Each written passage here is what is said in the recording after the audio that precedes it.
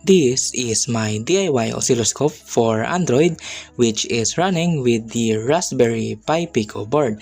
I use it for a long time, and today I'm going to recreate this project for those who ask about it.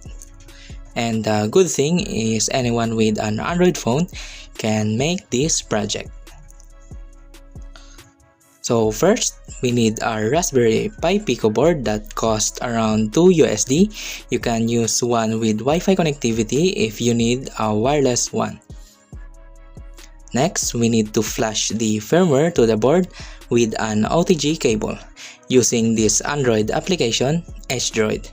You can also do this with your computer. Press and hold the boot cell button before plugging the USB.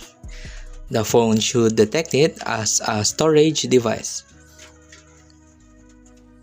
Open the Droid app and write image. Find the Scoppy UF2 file which you can download from the web, or click the link in the description below to download directly. Now grant access and write image.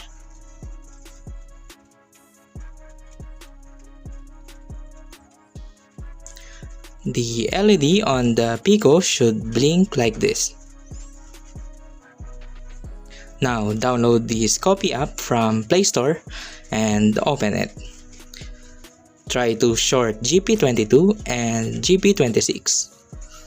A square wave signal should appear on your screen indicating it is working. Now the Raspberry Pi Pico's ADC can only read positive voltages, so if I apply an AC signal into it, it will only show the positive half wave of the signal. So to read negative voltages, we'll just add an offset by using a voltage divider connected to 3V3 pin and ground. Now this point here will now be the ground for input signals.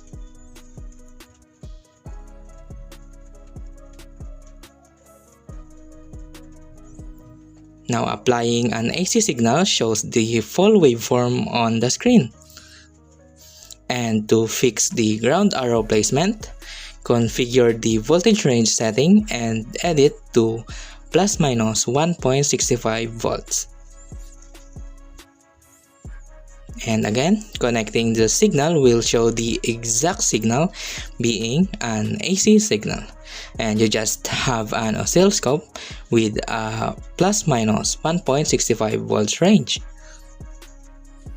Now to increase its voltage range, we need this analog end circuit.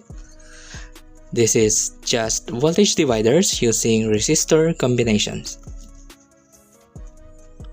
For the X1 range, the signal goes straight to the ADC, while the other ranges need at least a double pole 3-position switch to switch ranges. And the automatic voltage range switching in the app is handled by another half pole of the switch. It works by sending voltage to GPIOs 2, 3, 4, and 5, and it will show on the screen what voltage range you're at.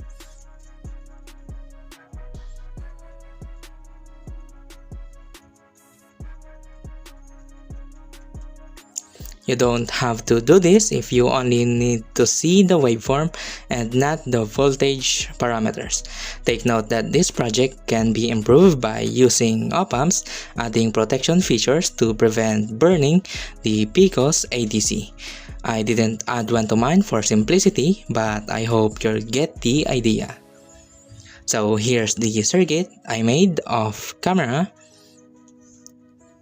I added these transistors to drive a common anode LEDs. Here's the switch for switching ranges, and its half pole controls the LEDs and sends voltage to these pins for automatic switching. For the front panel, I will use this damaged phone. I extended its USB pins that will allow me to activate the OTG setting by using an external switch.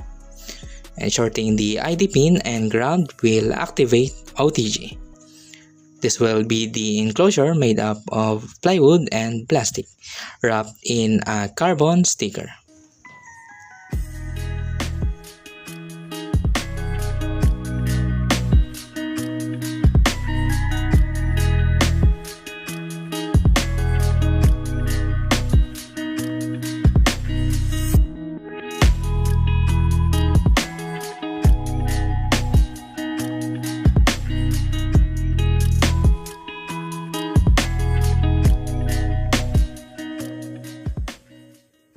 After powering the phone on, it looks presentable in my opinion. I have no idea how to run the Scoppy app right after power up. It's not that big of a deal for me, but if you know how, comment down below. By the way, if you're using the exact analog end circuit from my schematics, set these voltage ranges. I always use a battery and compare the readings from my multimeter, finally tuning the voltage range setting to match the battery voltage. And another important thing is to set the max sample rate to increase bandwidth. And after calibration, here it is, looking decent. The bright AMOLED screen looks even better in person.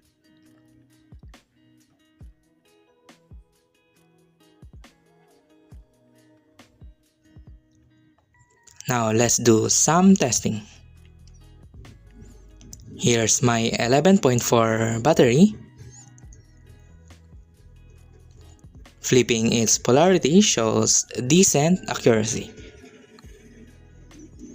Now here's the test signal of capacitance mode on my multimeter. And with this scope, we can clearly see how my body affects the waveform.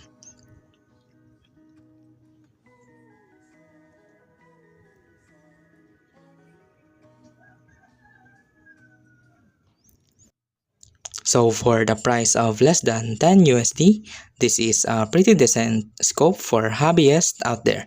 Not that reliable in terms of accuracy, but it will be a huge help to learn electronics. So I hope this video gives you ideas. Feel free to ask questions in the comments below. Give this video a like and we'll do something else for the next one.